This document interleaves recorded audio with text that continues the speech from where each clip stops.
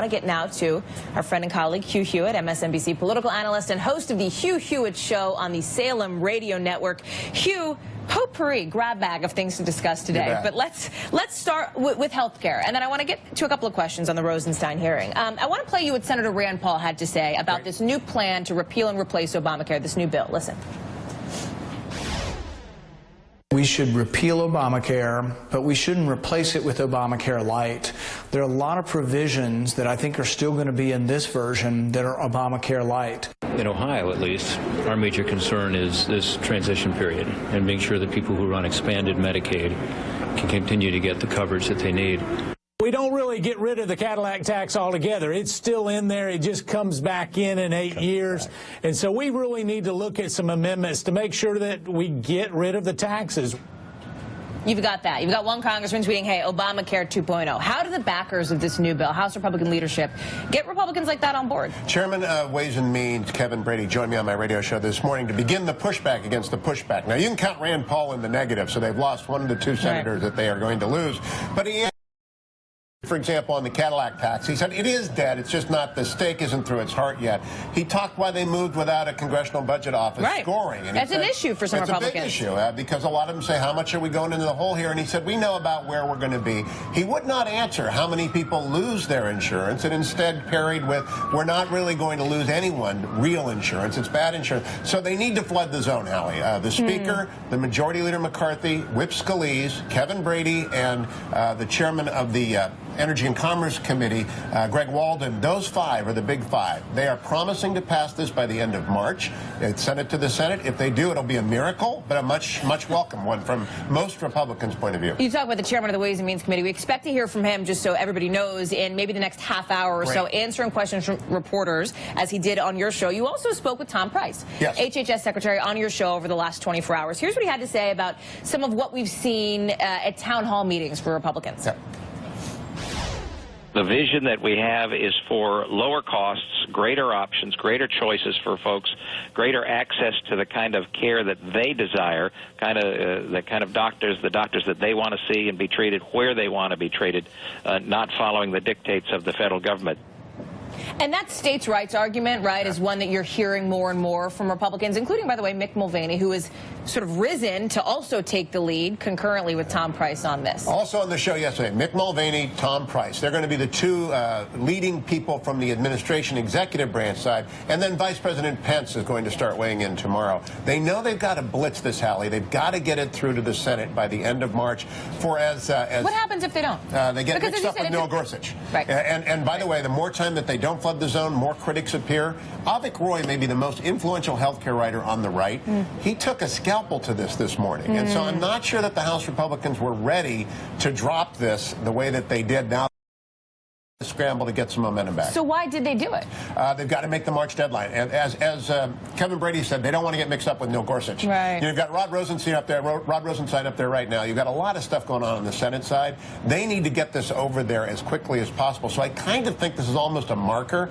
Throw it to the Senate, see what they can send back to the House, and then get to the final negotiation. I spoke with a senior administration official this morning who previewed some of the White House plan to put some public pressure on some of these Republicans who are not on board yet by, for example, putting people out on talk radio in some of these districts for Freedom Caucus members. Is that going to work, do you think? Is the message here to go right to the constituents to put pressure on the congresspeople? I think it is going to work. If they can sell this as a genuine repeal and replace, not Obamacare Light. Now, the opponents of this, the Freedom Caucus, are calling it Obamacare Light. I don't think it is. I'm 90% happy with 90% of what's in this bill. It's not, we don't have it all because of the rules of the Senate, but I like a lot of it. So I think that the president, the vice president, and the House and Senate leadership have to sell. Take 90% now, we'll get you the 10% later. Sarah Cliff, earlier in this show, a healthcare sort of writer for Vox, said this seemed to her like a bill without a problem.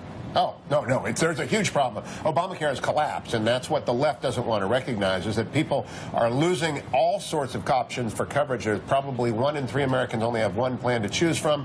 Deductibles in the $5,000 to $6,000 range. Premium increases of 100% or more in places like Phoenix. So Obamacare has collapsed in the individual and small group market. They have to do something for the benefit of the American people. If this is the solution, though, they've got to sell. The question is, though, there's a distinction that I think some folks are drawing between coverage and access to coverage. Here's what Mick Mulvaney told Savannah Guthrie this morning when he was on the Today Show. Listen.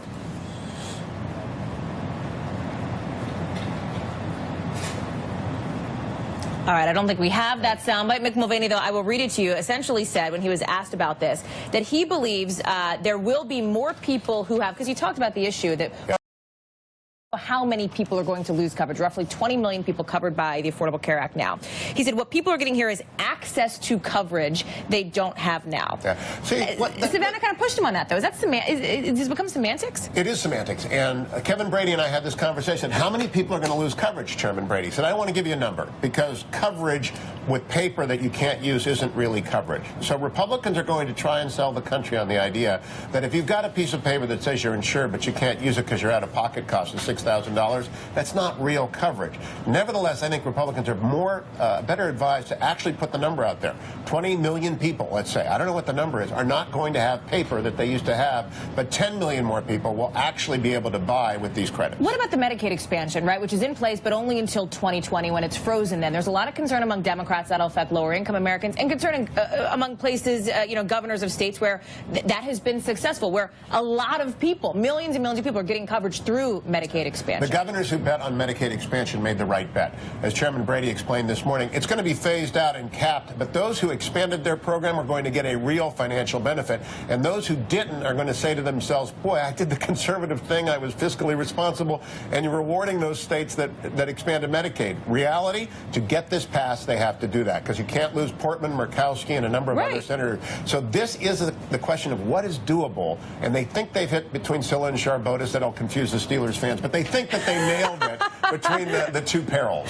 I knew you would drop it as Steelers reference. Before I let you go, Hugh, I got to get your take on something we've been monitoring all morning long since this hearing began earlier this hour. Rod Rosenstein, now Deputy AG. Democrats are promising that this is going to be a fight. Do they have a shot? Yeah, they do. No one remembers Carol Dinkins, who was my Deputy Attorney General when I was at Justice. No one ever knows anything about the Deputy Attorney General. Nobody would care. Nobody would even know their name, right? But this person, Rod Rosenstein, is going to be in charge of whether or not a special prosecutor is named, something I wrote about in the Post. He's going to be in charge of everything having to do with Team Trump, Russia allegations, and there is no evidence that they actually existed, but he is going to be in charge of that. Any investigation into that, he would oversee. Right. And so it's a very major deal. Plus, we've got this CIA spill, hashtag CIA spill, an enormous Wikileaks story which is unfolding in real time before us, maybe as bad or worse than the Snowden breach at the CIA. And so Rod Rosenstein may end up with that if it's got a Russia connection. So this is a very important hearing, and I expect that the Senate Democrats will do everything they can to get him to commit to a special prosecutor. You know a thing or two about the Justice Department. Can Rod Rosenstein conduct an investigation impartially, do you believe? I believe so. His reputation, I don't know him, his reputation is of a career, straight-shooting prosecutor, every bit as tough as, say, Patrick Fitzgerald was on the Bush administration, Scooter Libby, Karl Rove, and the rest. And so he's got this great reputation, and you've got a tremendous group of people in the AAG, Associate Attorney General, and Assistant Attorney General ranks. I'm very confident about justice. It may, in fact, be the agency which has stood up fastest with the most under President Trump. Hugh Hewitt, thank you much for joining us here on our